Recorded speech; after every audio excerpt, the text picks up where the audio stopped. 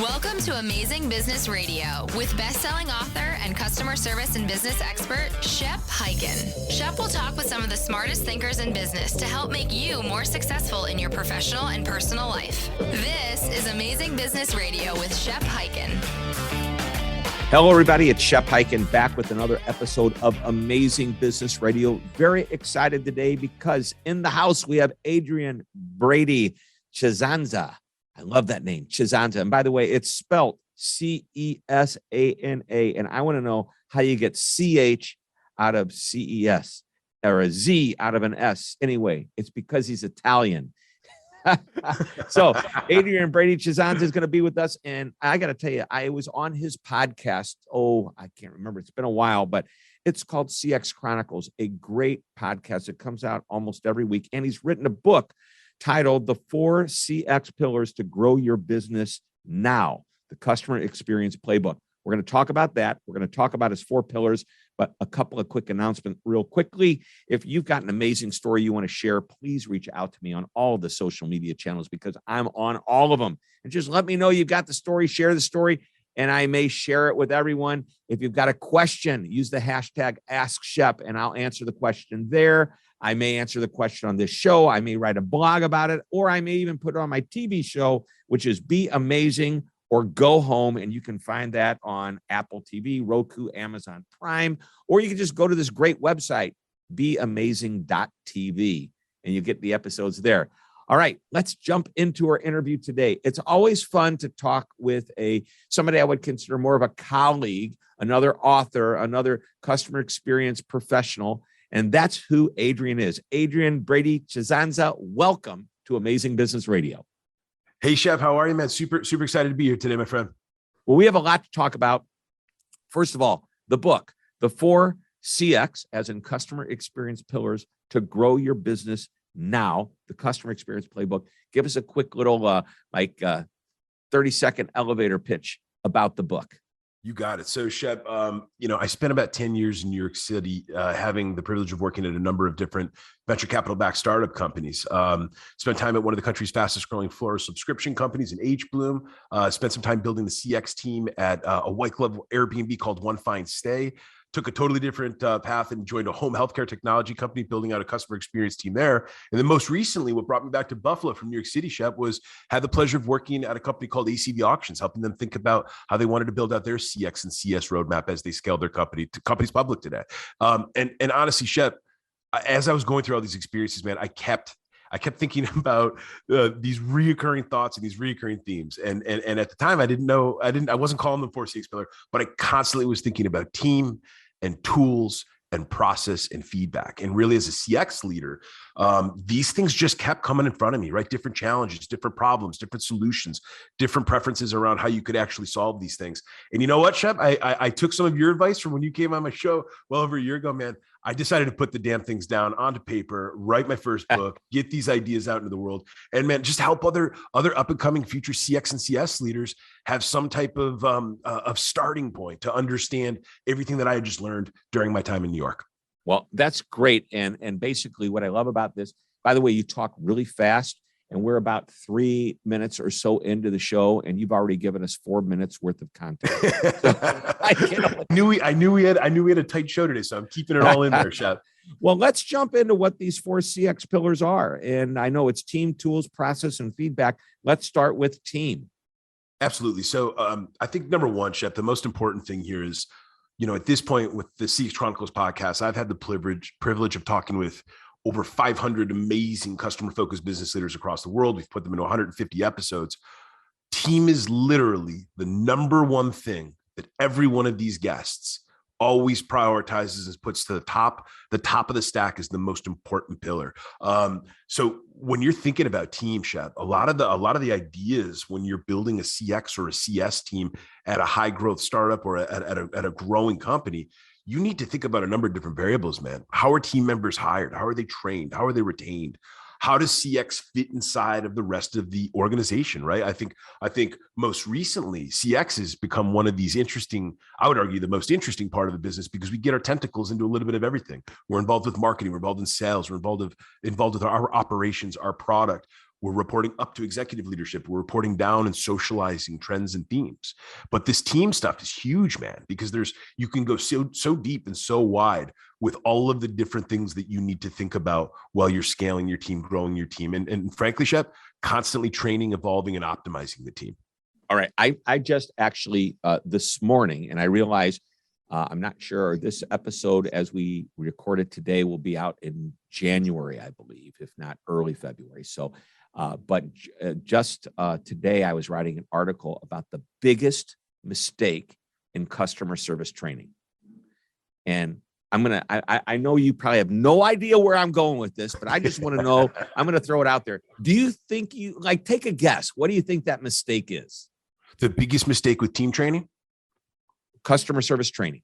I would say from some of the things that we're hearing some of these leaders talk about regularly, you oftentimes are throwing people into the fire without giving them the big picture, without giving them the story. Maybe you don't have the North Star or the compass in front of them to show them where your business is trying to go and how you're trying to serve your customers. That'd be my biggest guess, is thinking about. I think it's actually a really good guess, because in the process that we have a 6-step process on creating the customer focused culture. And the first thing we tell our clients is you've got to come up with the vision, the theme, the one sentence that describes it, that everybody can understand.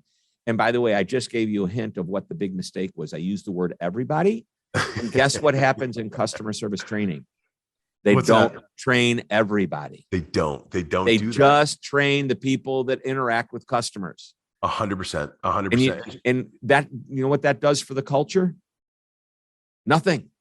Well, It may do a little something, but it doesn't focus on what's happening behind the scenes with team members who are contributing to the experience, but may not necessarily see a customer. The baggage handler at the airport that's underneath the lowest basement and is moving a bag from this pile to this pile. If they put the bag in the wrong pile, the customer is going to experience it. Absolutely. 100%, man. Show up.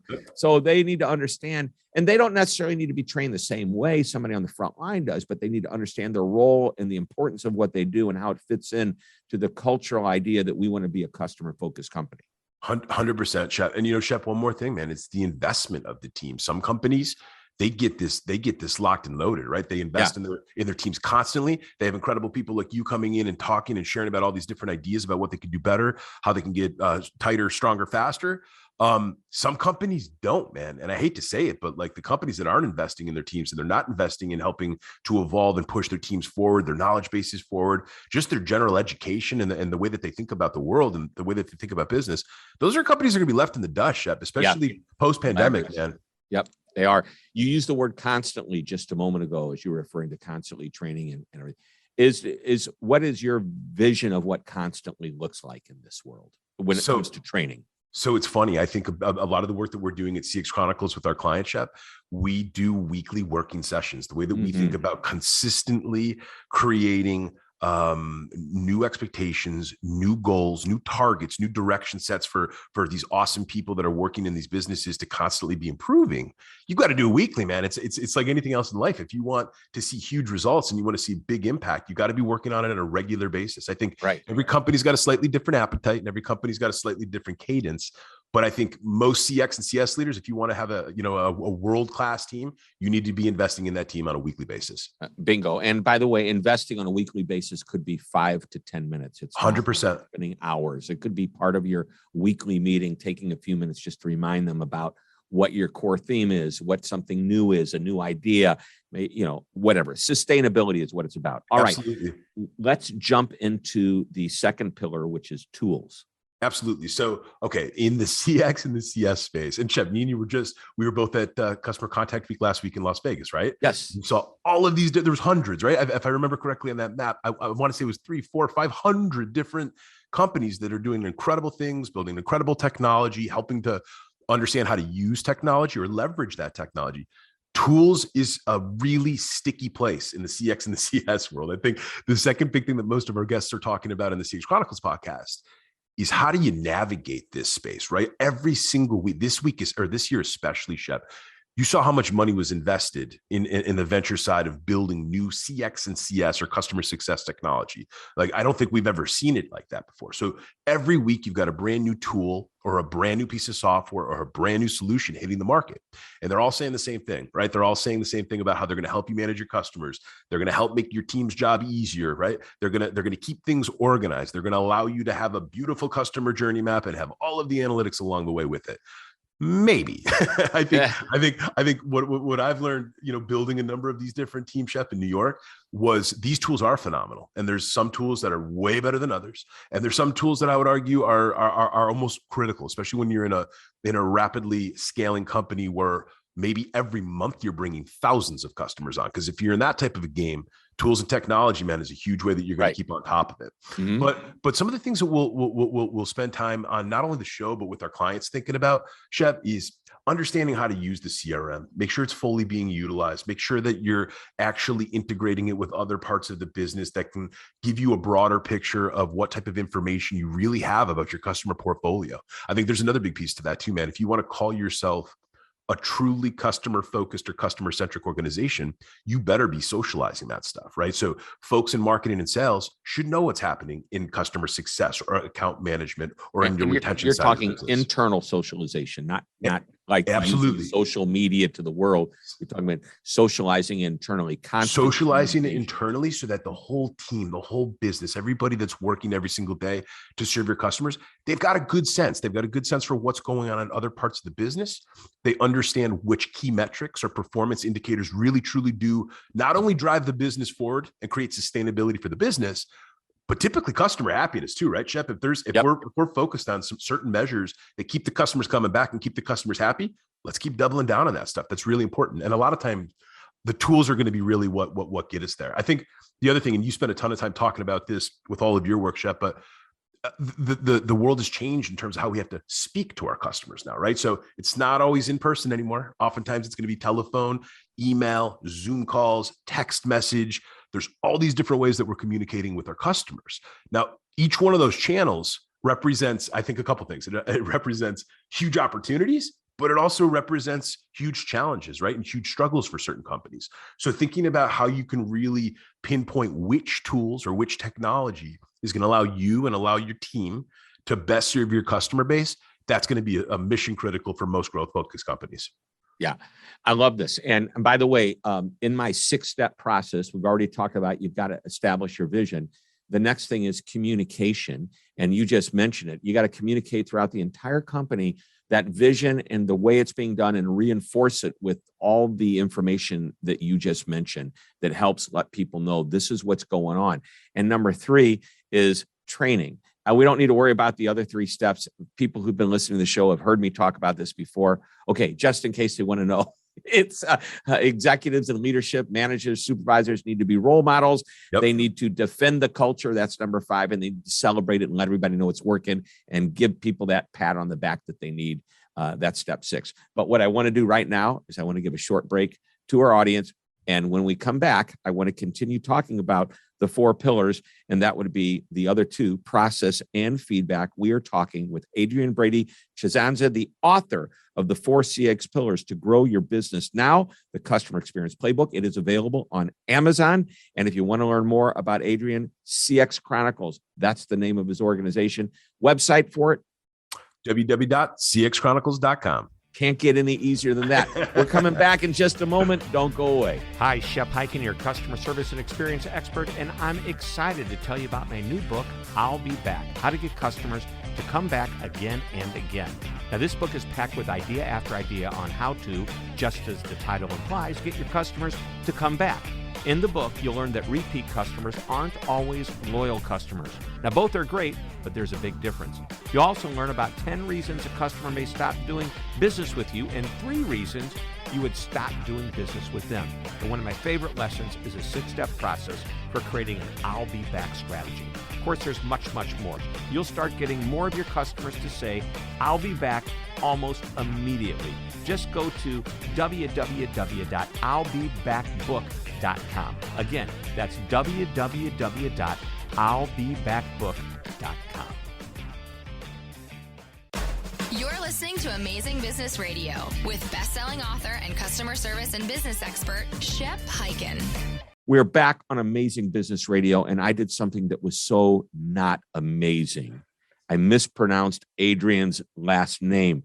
Here I was so excited that I got the Chizana, and I said Chizanza. I threw an extra Z in there. I don't know why. It's Adrian Brady-Cesana. Shep, I thought you were just so excited and so pumped up that at first it was like, let's just let this roll. Let's let him go with that. All right, but I'm going to say right up front, that's just the way it is. So anyway, apologize for that little mistake. Absolutely Less than amazing, but we're going to make up for it in a big way because we're going to keep pushing this amazing book of yours, The 4 CX Pillars to Grow Your Business Now. And we've been talking about the first two, which are teams and tools. But now let's get into number 3, which is process. Absolutely. So Shep, with process, this is a big one. I think, look, I know that we've both heard a number of wildly successful entrepreneurs and business executives say that processes can be undervalued or it could be less important, right? It's more about being able to pivot, being able to be agile, being able to make immediate changes, almost avoid process so that you don't over construct guardrails that could prevent you from making a really clean cut move that gets you out of a bad situation. Here's the thing. When you're building these companies and you are growing these companies and you're building out these CX and these CS teams, process becomes imperative, Shep. And I think when I say process, I'm thinking about 2 things specifically.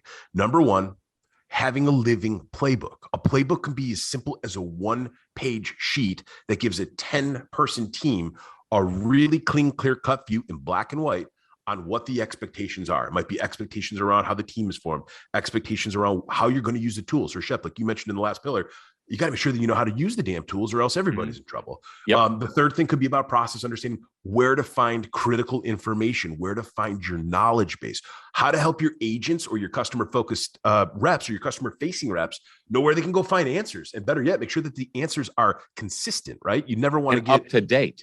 And up to date, that's the other thing. And I love that you bring this up because one of the biggest challenges most companies have with their living playbooks or their standard operating procedures or whatever you're calling them, right? Whatever you're calling them in your business, it's the ability to control and monitor those things. Some A player on the team should be tasked with whether it's a weekly, a bi-weekly, at the absolute latest, a monthly view. You should be digging into those playbooks and looking for updates, looking for new links, looking for new information points for the rest of the team to make sure that they've got a really clean, clear-cut view of what they need to do on the day-to-day. The second one, Shep, is the journey map. Now, I know the journey maps can get a little overplayed, and I know a lot of CX and CS sometimes are getting tired of talking about this, but unfortunately, these things work, guys, right? Like the minute that you're able to cleanly map out all of the different lines on the pitch, if you will, and you can start to distinguish where your defense is going to play, where your midfield is going to play, where your offense is going to play.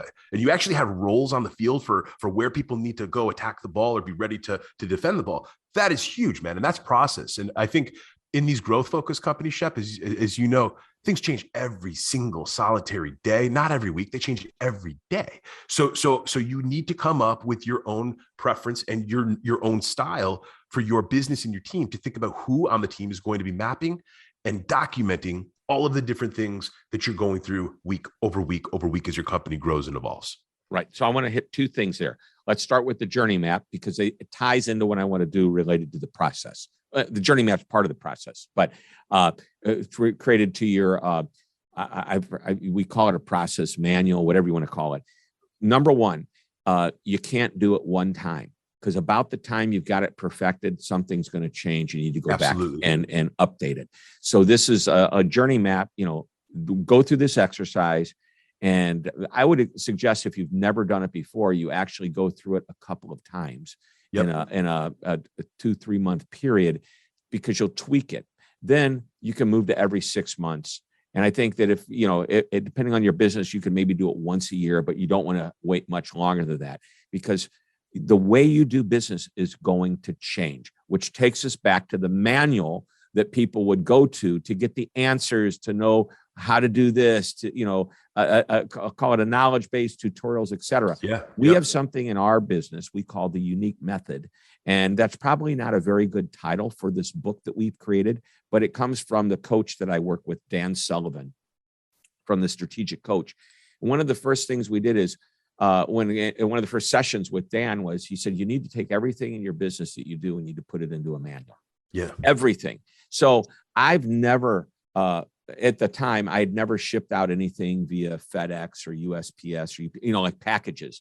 And one day my assistant was sick and I had to get a package out. So I just opened up the method manual and there it was. But, and we call it unique method because what we want everybody to do is take a look at the process that's there. And then we want to, if somebody has a different way of doing it, they put their unique spin on it, that gets added. And then we decide, do we like this one better or not? And or maybe we do a combination, but we're constantly adding to it with individuals' unique contributions to making the process better. So once again, this isn't something you sit down and do one time and now we've got the book and we're going to live with it for 3 years. No, it's something you have to look at again and again and again and constantly update, especially because technology is moving so quickly and changing and updates are happening all the time. All right, we only have a few minutes left and we need to get into feedback. Well, let's do it. Let's get into it. All right, pillar number 4. So Shep, with feedback, now look, I think over the last 2 years, the entire world, not just CX and CSers and people like us that are constantly thinking about customers and employees, right? But the whole world finally understands that asking someone, hey man, hey, how are you doing? How are things going? Is everything good? Because we've all just had the craziest last 2 years that most of us can imagine, right? Now let's move back into the business side of things, Shep. Companies have been getting better at collecting feedback for a long time. I think about some of your work, Shep, from years ago. You've been talking about this forever, right? Constantly be trying to get new information, get new nuggets of gold. Like, don't bother asking the customers if you're not going to do something with the damn stuff. All of that. So there's many customer focused business leaders that have been thinking about that. But now you see companies across the world, it's mandatory, right? There is no question about whether or not you need to be collecting feedback. Now let's take it to the next step though. What do you do with the feedback, right? I think a lot of the companies that we're working with at CXC right now, Shep, a couple of things. They are oftentimes struggling to understand how to ask certain questions. Maybe NPS or CSAT isn't exactly right for their product or their service. Maybe they need to ask more granular questions, or there's more user-based knowledge questions, or maybe there's more user interface questions if it's a piece of technology. But what are you going to do with the feedback has become something that I think is going to be really, really exciting for the CX and the CS space moving forward. I think tons of us are listening and learning and reading and understanding and maybe even testing in our teams ideas for how we can get better at this idea of building a voice of customer task force or voice of customer reporting, VOC reporting, whatever you want to call it. But those task force and those groups of SMEs that come along, you get multiple members of the team from across the business or from across the journey, right? Across the customer journey, to come around the table and to actually take some time to digest the feedback, compartmentalize the feedback, create buckets or tags or different ways that you can indicate how you can sort of chalk some of this feedback up. The other part is this: social listening has become huge. And most companies, I would argue, Shep, some really brilliant companies that we've had the chance to work with, they weren't necessarily thinking about how to leverage their social listening and understanding without even needing to get surveys. What are people saying about us on Facebook? What are people yammering about us on Twitter?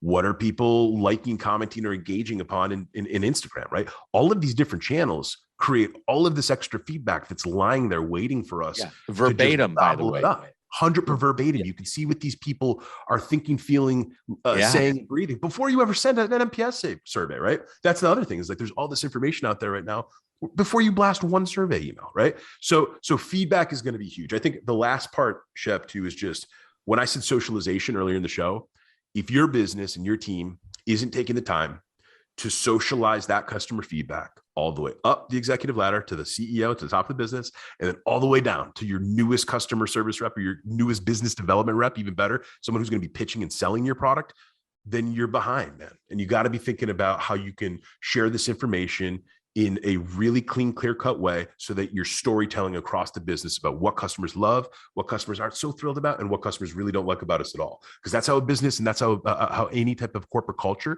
can improve overnight. Boom. That's huge. It's like my mind is exploding. You know what? Again, you talk like I do. You talk fast. And even though it was 10 years in New York City, Shep, 10 years in New York City. Right. And in about just a little over 20 minutes, we did a 40-minute presentation here. And by the way, I want to emphasize, when you use that word socialize, it's not putting it out to the world. It's putting out to your company, socializing the feedback so that people can see what's going on. They could see the fruits of the labor are paying off. They know they're doing a great job. Hence, in step 6 of my process, that celebration phase where we let people know they're doing a great job. We have time for one final question. It's the one thing question. What's the one last nugget of wisdom? And it could be from the 4 pillars, or it could be some extra nugget that you're saying, you know what? I just want to share this little piece of thought leadership with this audience. Okay. So I think, Shep, the thing that we've really been focusing on as we've been doing our end of year review with our team at CXC, it's a twofold part. Number one, and we've been saying this to our customers pretty much since day one. I say this on the podcast a lot, but CX, customer experience, it's a team sport. It's a team sport. Yeah. CX is a team sport. I'm going to say it 3 times because if you are the only guy or gal in your business that truly cares about this stuff and you want to push the needle and you want to move the mountain, you want to take all those detractors and you want to turn them into promoters. If you're by yourself, it's just not going to happen. I hate to be negative because I try to be positive most of the time, Shep, but that's the reality. Here's the second thing. CX is also modern selling. And I know a lot of people that say, what are you talking about, Adrian? Why would you say that? And Shep, you're one of the OGs on this, brother. You've been talking about this literally forever, but companies that understand that if you invest in incredible customer experience, you think about every single touch point across the journey, you understand that every player on the field has a role for curating that kick-ass CX. That's the company that's going to dominate. That's the company that's going to blow through their sales goals. And those are the beginning of the companies that are going to last for a long time and have really, really high valuations. And I think that those are 2 things that we're constantly trying to work on and always trying to think about and always trying to get out there into the world. And look at that. I asked for 1 and you gave us 2. Thank you. Always You're welcome. Under promise, over deliver. You got it, man. All right. We have been talking with Adrian Brady-Cesana, not Cesana, Cesana. And he is the author of the 4 CX pillars to grow your business now, the Customer Experience Playbook. And if you want to learn more about him, just go to CXChronicles.com. This is why we call it Amazing Business Radio. Thank you so much for being on the show. Shep, it's been my absolute pleasure, man. Thank you so much for having me. Man, it is great. And we are going to be back next week with another amazing interview. So please be sure to tune in again. And until that time, this is Shep Hyken reminding you to always be amazing.